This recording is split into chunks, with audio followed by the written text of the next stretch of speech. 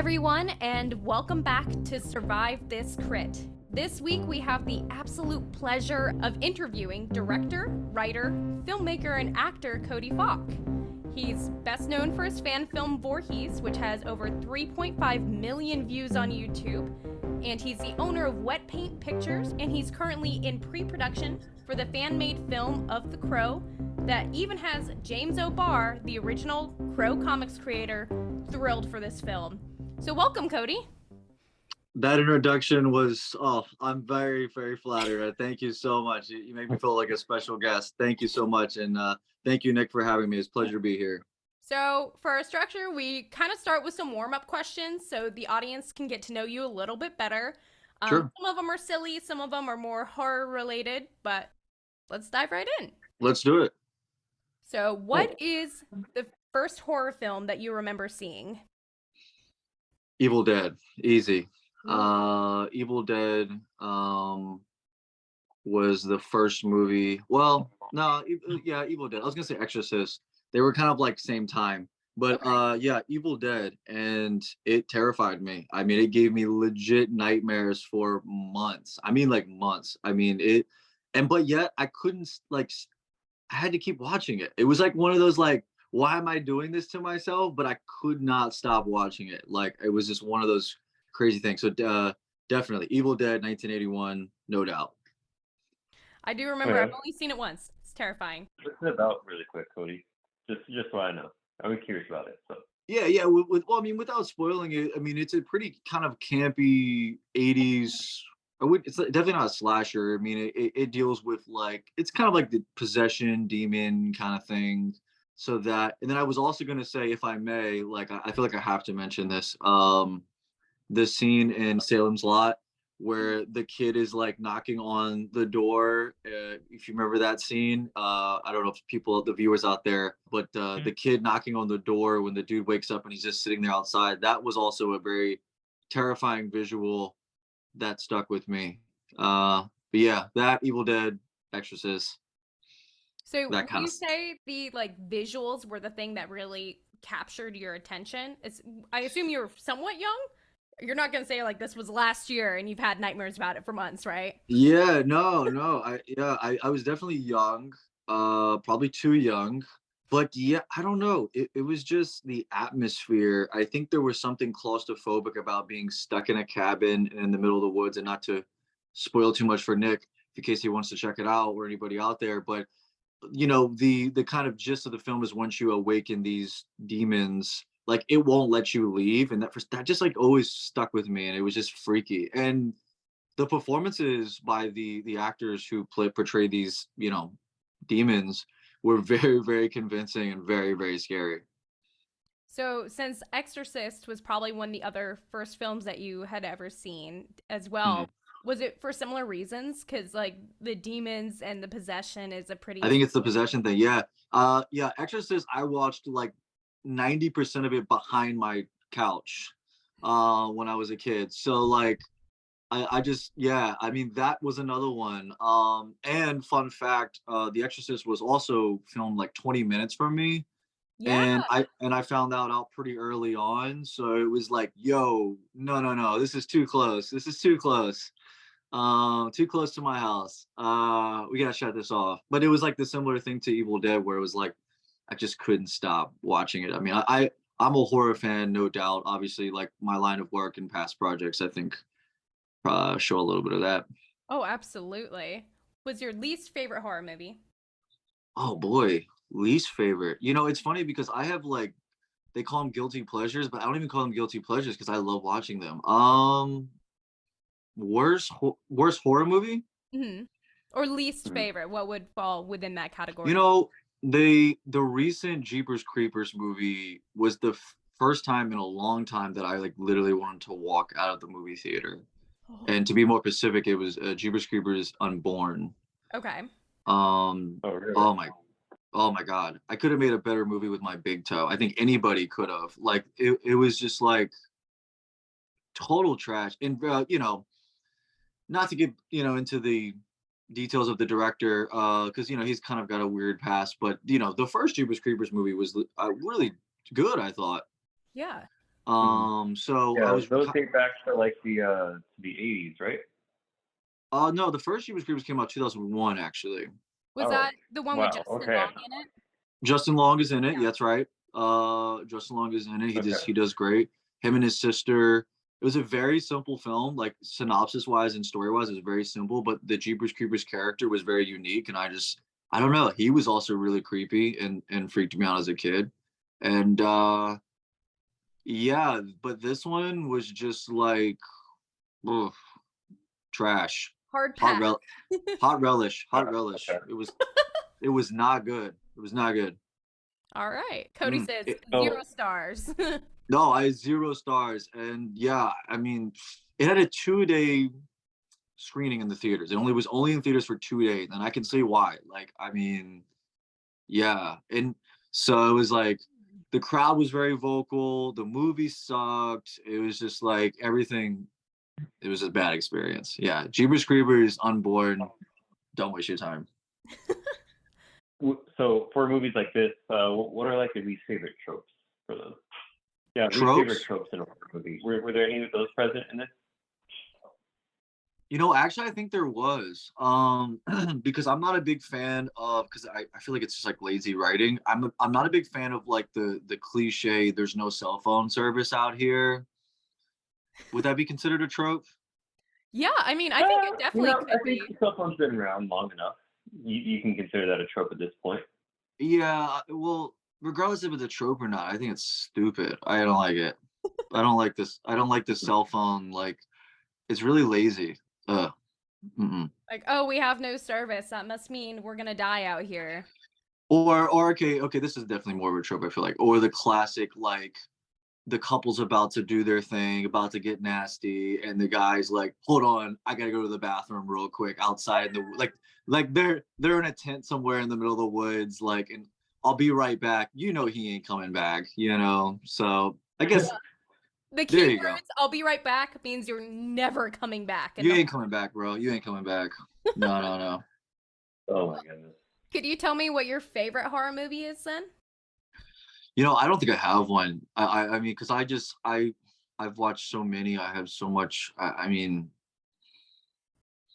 I don't know.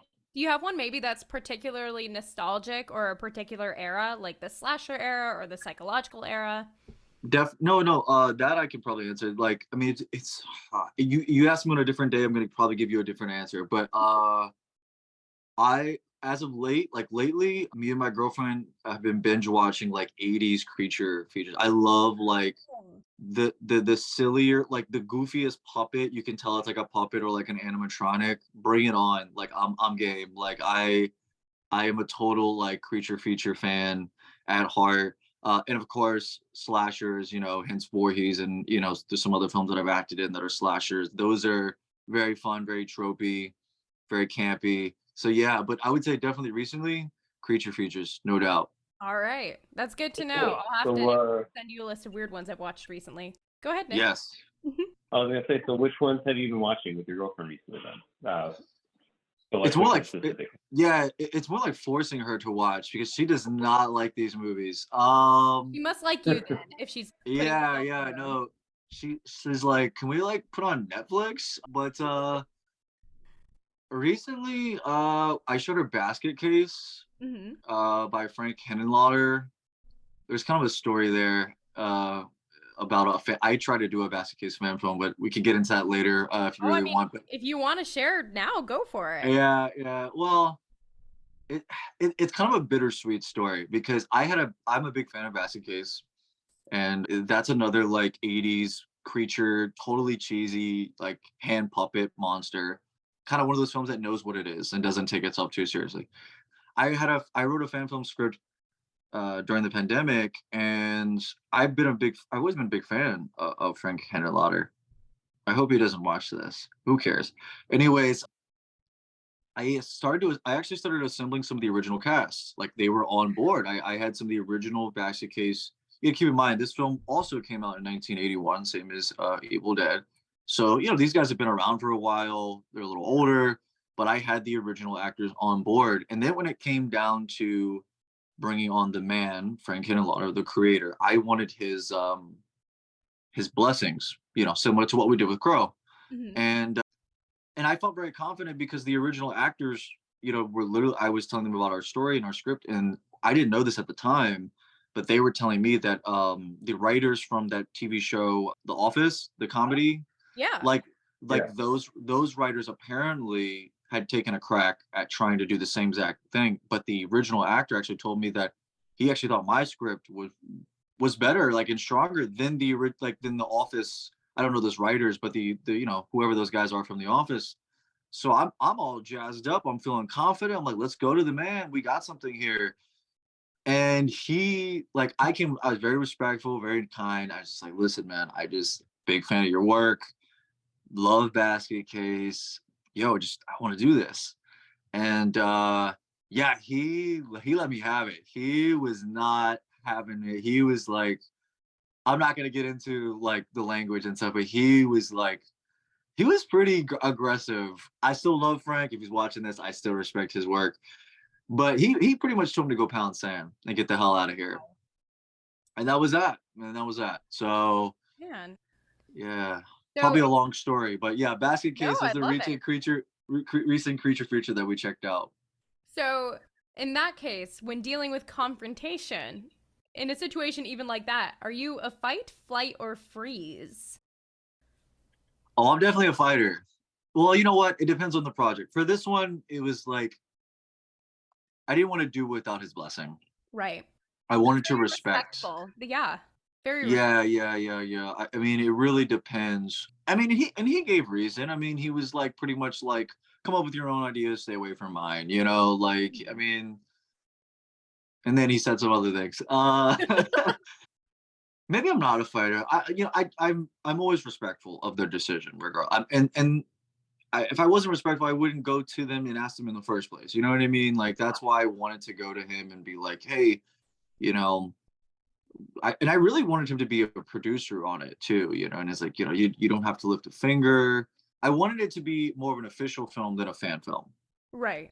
I could have still made it as a fan film and Mhm. not make any, money or anything, but I actually really wanted to do, because I had the original actors, like I said, like I felt like this could be an official reimagining, reboot, whatever you want to call it, for Basket Case. Yeah, but that ain't happening. That ain't happening. Well, I think what was more kind of shattering was I was a big fan of his work, and to be kind of told off by kind of somebody who you look up to was it did kind of hurt a little bit, but no hard feelings. It's the business. He's created a great name for himself and a great product. Nothing but respect. You know what I mean? Yeah. And Mhm. those wounds, they'll heal over time and become scars and make you stronger as a filmmaker. You'll learn from Absolutely. it. Definitely. So, if you were trying to survive in The Crow against Top Dollar, he's coming after you and his gang of Oof. like cronies in the original Yeah. Crow. Hmm. What kind of tactics would you do to survive this like grunge dystopia? This is a great question. Wow. Well, he's got long hair, so I think I'd start by pulling a chick move and maybe pulling the hair a little bit. Um, I don't know. I'm going. Yeah, I'm going straight. I'm going straight hands here. I'm gonna go straight pulling hair and hands, and Right. yeah. Let's just say, he's gonna be looking a little bald after this little showdown. Yeah. Going straight hands. That's a I fun love question though. that. Yeah, we always got to know because our last episode we play an RPG to see if one of us can survive in the world. So now you've given me inspiration. Maybe That's I'm cool. gonna do the same thing. That's totally cool. Yeah, no, I dig it. do you wear shoes in the house, or are you avidly against that? Shoes in the house. Mm-hmm. Yeah, shoes I in the take house. I do wear shoes in the house. I don't wear shoes in my room because nobody else takes their shoes off in my house. So there's no really point in taking my shoes off. But I do take them off at my door in my room. So, I have my little sanctuary where I have my little shoe farm outside my door, and that's where the shoes are dropped off. All right. See, Yeah, I found another one that wears their yeah, shoes inside. Thank you, because I've been the yeah. only one for every other guest that we've had, and everyone else made me feel like I was crazy. Yeah, no, Yeah, no. I mean, like I said, I mean, I'm outnumbered. I live with like 3 or 4 other people, so like they don't take their shoes off. So everyone just kind of does their thing. But I definitely do. And I don't like wearing shoes in my room. That's for sure. Yeah, Yeah. that makes sense. That tracks. Yeah. And then we got one last fun question. And Nick, I'm going to let you deliver this one because I know it's your favorite question to ask on the podcast. Okay, okay, sure. Uh, so Cody, what's your favorite meal? You have your last meal of all time. What's it gonna be? Oh, I wish I had like some great answer for you. I'm a pretty basic guy when it comes to eating. I'm Italian, so it'd probably be something like pizza, lasagna, baked ziti, something like that. I don't know, maybe a steak. Yeah, my diet's pretty boring. I don't. Like my girlfriend gets on me that all the time about that. Like I've never tried sushi or anything like that. Like I'm pretty basic eater. So yeah, probably some type of Italian dish for sure. Nice. What's your favorite Italian dish? Nick is very Italian as well. So, Uh, yeah, I mean, gosh, again, kind of basic. I like nobody cooks better than your grandma, right? Everyone loves their grandma or their parents cooking, and like my grandma, I mean, she can make a mean lasagna. Let me tell you, and I Mhm. mean, yeah, I mean, lasagna, baked ziti. Give me the cheese, give me the sauce. I'm here for it. You know what I mean? all right. Yeah, that's understandable. That sounds like good stuff. Hmm. Cool. If we ever meet up in person, I'll have to make you lasagna then. Yeah. You guys can have a lasagna like bake off night. That'd be so There fun. you go. All right. Mm-hmm. So, let's talk a little bit about your filmmaker history. So, how did you get started in this field and what's been your path so far? Yeah, I mean, I think a lot of people out there, just always been a huge fan of films and particularly just like watching behind the scenes. I would binge watch videos like on YouTube, just like behind the scenes and seeing the process. And also like a lot of people who grew up like in the 80s or 90s, like I had a little VHS camera, would go out and shoot some stuff. And I mean, ever since I was a young kid, I always had like this imagination that, like, I mean, I always had like these, crazy ideas or fun ideas. And I would always get my friends together. Nobody ever wanted to make movies but me. And I'm kind of dragging them into this, just like stand here, stand there. Okay, I got to get your shot and I got to get a reaction shot. And then, my actors hated this because they're like, they want to do one take and then get out of here. And I'm like, no, no, no, we got to get so many different angles and, so just, backyard movies, nothing crazy. I mean, I started a YouTube channel and started like releasing these experimental kind of short films, horror films, whatever you want to call them. And then, I wanted to build a little bit of a name and see if anybody even cared about watching this stuff. And to be honest with you, I never even really considered myself a filmmaker. I always kind of considered myself somebody who liked tinkering with films. Because I mean, typically if you're a filmmaker, you normally know what you're doing. And for me, I don't know what I'm doing. And it's just like I didn't go to school for this, all self-taught. And it's just, I don't know. I just love creating though. I love camera work. Yeah, I don't know. So, since starting your YouTube page, what has been like the most interesting challenge for you to overcome with that?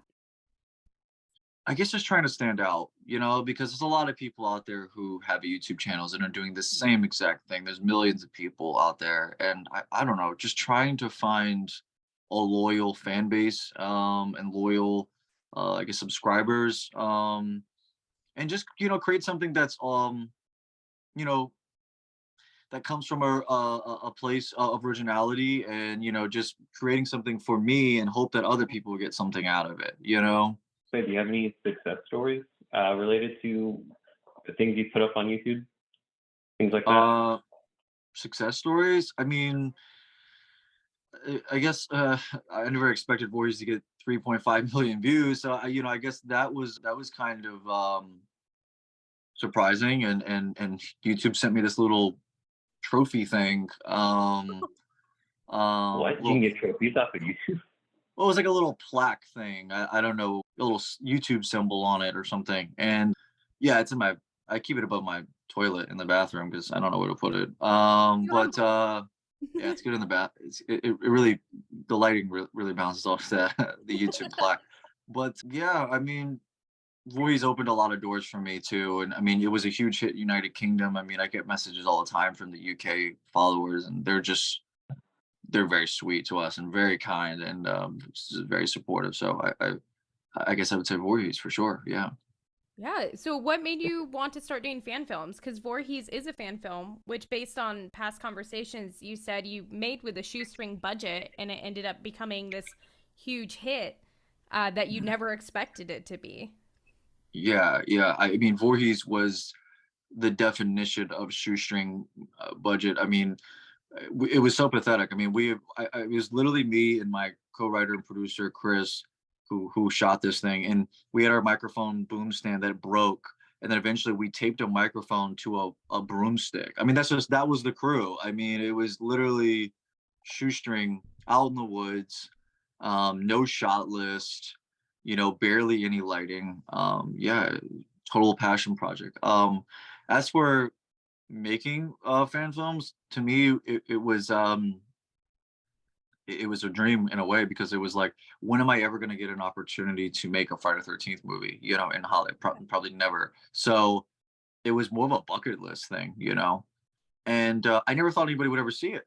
But once we started, I felt like it was reluctant to finish it, because I wanted to finish it for the team and the cast, but also I didn't have any problems finishing it, because I kept telling myself nobody's ever gonna see this thing, so whatever, we'll flop it on YouTube and we'll call it a day, and to my surprise, and I think the whole team surprised, that here we are today with 3.5 million views. Somebody actually just told me the other day that we're like up there as like the highest like fan film, especially in Friday the 13th community. And somebody sent me a really cool article where we were in second place on best fan films on a pretty big article site. And I mean, stuff like that we never talked about stuff like that, so that was all. We'd be sitting around thinking, how many views do you think? Because we always knew it was going to YouTube. Like, how many views do you think? Like, we might get 1,000, maybe 5,000. And like, I mean, geez, boy, were we wrong, Yeah. But I really think it's a strong indication, and for filmmakers out there to show, like, especially in horror, like, the horror fans are literally the best fans. I mean, they are so loyal. I mean, these guys have been so kind to us. I get so many messages on them just thanking us, and I'm like, I feel like we should be thanking them. I mean, they're the ones who gave us this opportunity. So, I mean, I really have to show a lot of love to the horror community, because without them, the film and myself would be nowhere. So I mean, that was definitely. beautifully said. And now Yeah. that you have Wet Paint Pictures as an LLC, what's your mission? Where are you headed? Yeah, that's a great question. We're kind of just going day by day, and I just got cast in a film yesterday. They haven't announced it yet, but I'm excited about it. That's a really, really juicy role, big cast. So I'm kind of doing that thing as well. But as for Wet Paint Pictures, I mean, I think just keep producing, keeping content coming, and trying to stay.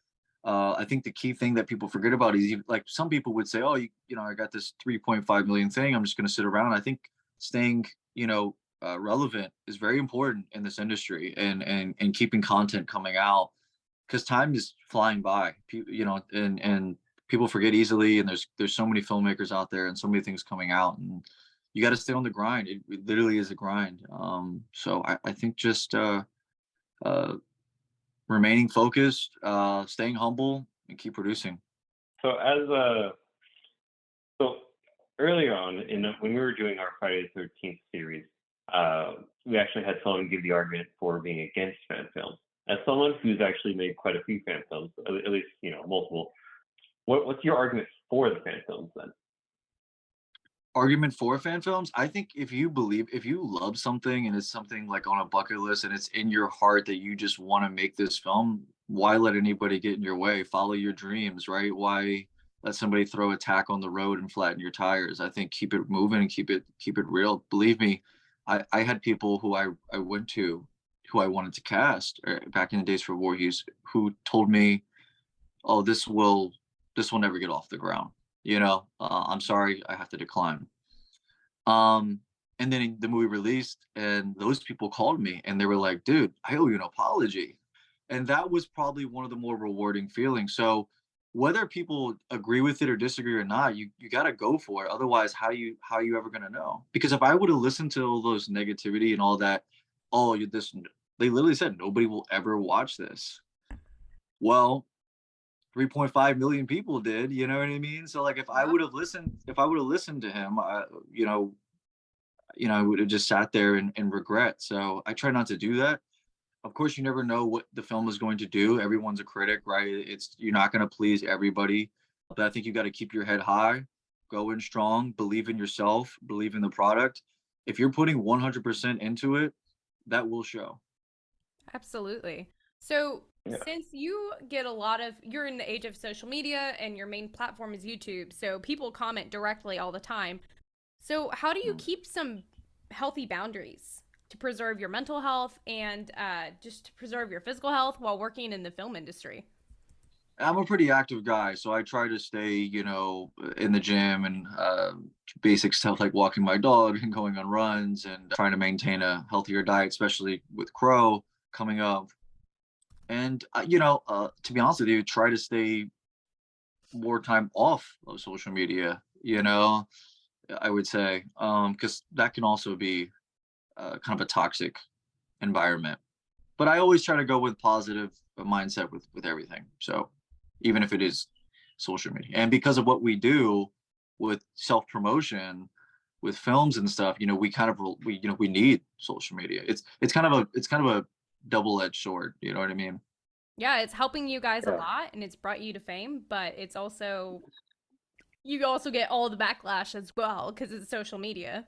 No, yeah, no, definitely, yeah. I've seen people spend 2 hours of their time like talking about Voorhees and how much they hate it, like a 2 hour review, and it's like you got nothing else to do on a Tuesday afternoon, you know what I mean? Like, so, but they're entitled to do that. It's their channel, it's their voice, use it. So, and we're gonna use our voices and we're gonna use our cameras to keep our voices keeping going and loud and clear and keep creating. Yeah, that makes sense. Yeah. So, for people who want to get started in this field, what advice do you have for them, for aspiring filmmakers? Yeah, people ask me that a lot, and I think you just, it might sound cliche, but like no matter what gets in your way, you just can't give up.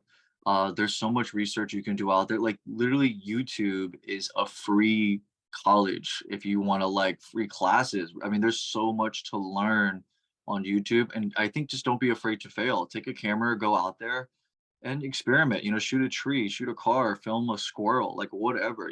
Just get used to get that confidence of holding a camera, you know what I mean, and directing actors or whether you want to be an actor.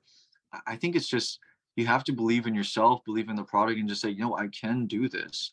Because there was a lot of people who I wanted to work with, and they just wouldn't give me a shot. And I was like, okay, well, I guess I got to do this on my own now.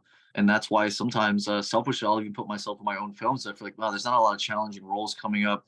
Let me write something and just whatever, selfishly put myself in it because I want to push myself and I want to learn. I want to build off of this career of filmmaking. And there's a lot to learn. But yeah, I think to put it short, just don't be afraid to fail. You Yeah, know. go out there and do. And YouTube Yeah. apparently Yeah. it has a university level degree out there for you. No, yeah, Nice. definitely. Okay, so that's very inspiring to hear. Maybe we should start transitioning into some more Crow specific questions now for our fans here. So, Cody, what made you want to make a fan film about the Crow? What was your inspiration behind it? It's very similar to Voorhees. It was a bucket list thing. If you would have asked me 10 years ago, what are the two films you ever wanted to make, I would see Friday the 13th and Crow. And I'm now on to that second mission, in life. And I mean, the Crow is a character that I think like a lot of people related to. We all know what it's like to feel grief and loss and relationships and even sometimes revenge, and just be angry at the world. And I think that's such a relatable character because it's real. We all feel those things, we all go through those things. And yeah, I think the character of the Crow, Eric Draven, that James O'Barr created is really in us all, to be honest. to in the core of the character. He's a real person. Yeah. I think, like you said, when watching it, he just expresses his emotions so deeply that it's very easy for audiences to be like, I've felt that. I've been there before too. And that's a beautiful way just to connect the audiences with the character of the Crow. And it's a Absolutely. character that's become legendary. And No, yeah. you've written your own script and Mhm. with your writer, your co-writer. So could you tell us a little bit about the plot? Yeah, I want to give Jason a shout out, Jason Farrell, because he is, yes, he is a writer and producer, and I want to say I don't think I could have done this without him. So I just want to give him some love. But yeah, the bare bones of The Crow: Days of Sodom is a detective noir story. In our universe, The Crow was a detective who was dealing with some very bad people, and unfortunately he saw something he wasn't supposed to see, and his wife is brutally murdered. And long story short, he comes back from the dead. Rearrest. Come back from the dead, guided by this mysterious crow to set the wrong things right. A story of Interesting. vengeance, but detective noir. I like it. Well, yeah, we're bringing this detective noir element, and there's so much I could say, and there's so much. I don't want to bore anybody, but I think that the core of Days of Sodom 2 is also exploring the real element, the emotional element that these guys go through. And one of the early things that we talked about a lot was, the crow could be anybody. I mean, it could be a mailman, it could be a kid, it could be anybody, somebody walking down the street. The crow brings back that person who was wrongfully, taken from this world and brought back to set the wrong things right. So I think that's really interesting concept just by itself. But we thought it would be cool to bring that element back. I think it's also really fun to mention that the first film was all about a city. They wanted to set the city on fire. It was Devil's Night, right? They wanted to watch the city burn. And I always thought that was really interesting. You have these guys who want to watch the city burn. So when we first started writing the script, I thought, we're bringing this detective noir element. I said, well, what if we had a film that was constantly downpour of rain, constantly raining, and it's also a good, moody atmosphere as well. But what if we had a couple characters, like, you have some good cops who are dealing with a city that's not only flooding Mhm. because of the constant downpour of rain, but the good cops are also swimming towards a tide of corruption, you know? Oh, interesting. Um, so, and to make a long story short here, I would think the first film, 1994 Crow, is a city. It's about a city that's being set on fire, and then Crow: Days of Days of Sodom is about a city that's drowning, Right. by the constant downpour of rain and the suffering that the main antagonists and the other characters have, inflicted on the city. That's a beautiful juxtaposition side by side. And Hmm. it is a great callback to the original Crow too of, you know, it doesn't always rain and Yeah, it rains it a lot rains in the first film as 80% of the well. Yeah, movie and then right, that right, last bit, it doesn't always rain. right. That's So, really exciting. Yeah. so it sounds like you're taking some original liberties with this. How faithful are you planning to be to the source material written by James Lavar? You think fans are gonna like this new approach that you got going on? Yeah, I hope so. Time will tell. I mean, we definitely are borrowing some things, probably more from the comic than the first film. We talked about the comic a lot, Yeah. actually, and I mean, James Labar is a beautiful artist, very real artist. I got a chance to talk to him on the phone a couple times and meet him in person. Just a beautiful soul. And yeah, I mean, it's all there. I mean, that comic book can be literally no dialogue, and you can just feel what he was, expressing on paper. So we talked a lot about the comic, the character arcs, everybody knows he's going to come back from the dead to seek revenge, but we talked a lot about, um, just again the emotional, like what does this feel like? What does our guy feel like? And in the comic, it was Eric Draven. Our guy's name is Thorn Gray. He's a totally new character. So what would Thorn feel as this detective and stuff? And yeah, we just a beautiful comic. If anybody out there hasn't read it, I highly recommend. It's a beautiful read. Well, since you wanted to get the blessing of James O'Barr and a lot of your inspiration was directly from the comics, Mm. what was it like creating that relationship, especially since you guys probably were discussing some fairly heavy topics? He seems like a very emotionally vulnerable person as he's able to pour his heart and soul into these comics. What was it like meeting him and getting to know him?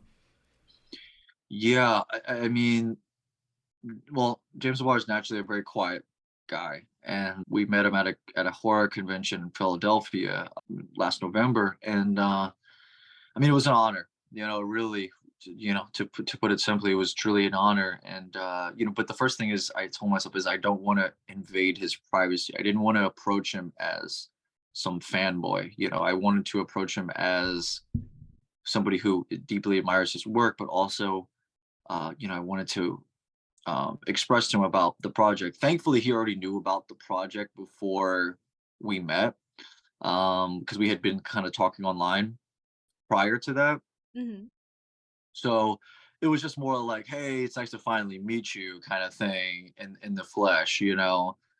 But yeah, I mean, it was a beautiful experience, and it was great because we ended the day off with not only getting a cool photo with him, which is something that I'll cherish in his time, but also handing him the script of Days of Sodom. So that was, I mean, what an honor. You know what I mean? Yeah. I mean, what an honor just to hand the script to the person who just completely inspired that character for you. It's such a bucket list item. I didn't realize it was such a big bucket list item to create this film. Oh, definitely. Yeah, definitely. So you've been in the casting process. For Mhm. anybody who's not in the Crow Days of Sodom Facebook group, you should join. We'll include a link in the show notes so you can join. But you've been casting some pretty big names, some pretty big horror legends, including Yeah. Pinhead and Freddy Krueger's mom. What has that Mhm. process been like? Uh, I find myself, I find my just being in all of it myself because I'm a fan of these people first and foremost. I respect their line of work. I respect them as performers, individuals. So to even get a chance for them to be like even consider joining was like, hey, this is awesome. And then for them to say, get that call back and be like, hey, I'm in. I want in on this. And I was like, whoa. I mean, like you said, these guys are legends. I mean, they're veterans of what they do. And yeah, I find myself pinching myself, pretty often. Like, what is going on? What is happening? I mean, Vernon Wells, Terry Kaiser. I mean, I grew up watching these guys on TV as a kid, and I spent 4 days at Terry Kaiser's house in Colorado, that was such a surreal moment. He kind of got up and walked away for a second. My girlfriend came, and I had to look over, came with me, and I looked over at her at one point, and I was like, we're in Terry Kaiser's house. Like, what is happening? You know what I mean? Like, this is crazy. And yeah, I mean, I'm lost for words. I mean, it just truly humbled. Seriously. Yeah. One thing I'm kind of curious about. So I can remember back since probably about my high school years, so maybe like was it more than 10 or 12 years ago. Big studios just like talking about like, oh, we're gonna do a remake of The Crow. At Mhm, first I remember like Tom Hiddleston at one point was like, oh yeah, I'm gonna be the next Crow, something like that.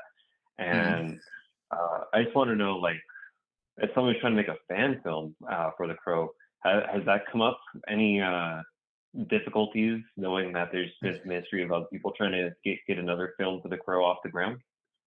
Well, technically there is. One with Bill Skarsgård has been in development for quite some time. They've already shot it. They're in post-production. There's been zero marketing, so that's a little concerning to say the least. But I mean, Hollywood's gonna do what they're gonna do, and the fans are gonna do what we're gonna do. You know what I mean? So whether we collide or come together, that's to be determined. Well, and it's interesting too. I'm curious about this from the perspective of like intellectual property that you're able to make this film because it's in the fan film genre. You're not needing all these specific permissions that you would need for a traditional remake. Is that, do Mhm. I have that right?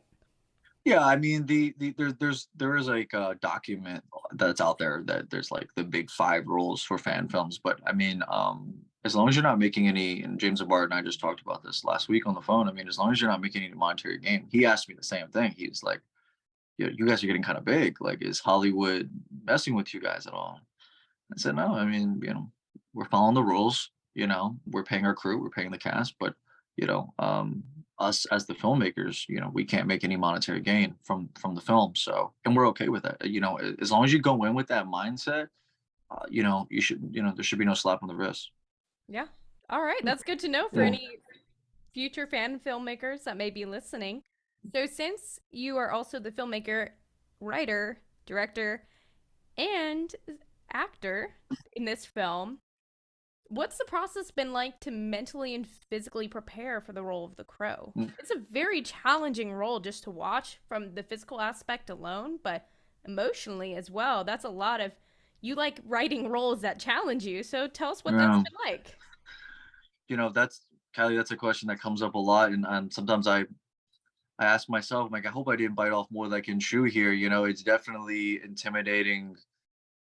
I want to start off by saying that there is really only one Eric Draven, and that is Brandon Lee. And our hearts go out to his family.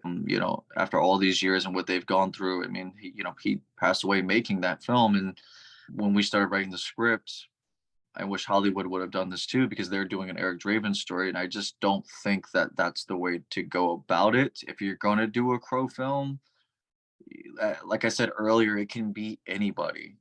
So I just want to say that I think there's only one Eric Draven, and that's Brandon Lee. So yeah, I just want to pay my respects there.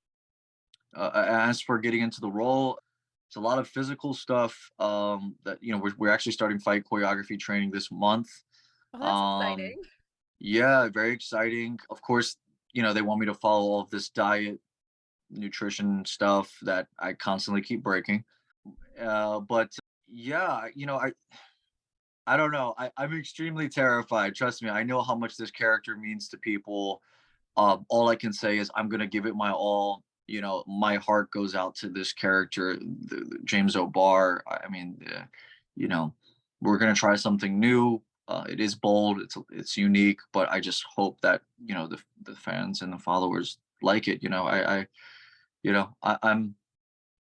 I spent a lot of time thinking about that. Then again, I try not to think about it because I'm like, boy, like I don't want to get too scared here. But we have done some costume tests. We have done some on camera, you know, with the makeup and all that. So I mean, the response has been really good. So that gives me a little bit more hope. And it seems like the fan, and I gotta be honest with you, like Crow and Star Wars fans, I feel like are very similar. Like they will tell you how it is. You know what I mean? And sometimes there can be a big divide. Mhm. And to my surprise, the Crow fans they haven't crucified me yet. So I guess we're doing something right. Yeah, Let's absolutely. let's That's a just good let's just sign. let's hope I we stay on that road. I always tell my actors that I work with, because I grew up with an acting background, the best thing that you can do for your character is come from a place of honesty that is reflected within yourself. Right. And I feel like I that's Yeah. something that you're going to be able to bring to this character. Just like Brandon earned his wings being Eric Draven, Mm, you as Thorn Grey are going to earn your wings by telling your story through the character. yeah. I hope Fans are so. going I to love you for I it. hope so. Yeah, thank you. I appreciate that. I was just gonna wrap it up here really quick, just by asking. So, how can fans that love this idea of yours, how can they be supporting you right now? Yeah, that's a great question. We are going to be doing some crowdfunding for the film, and there's actually a lot of fun perks that you can pick up. You can pick up posters, you can pick up signed scripts, you can even be in the film. Like you can get fight scenes with the Crow, you can be in scenes with, some of the big names.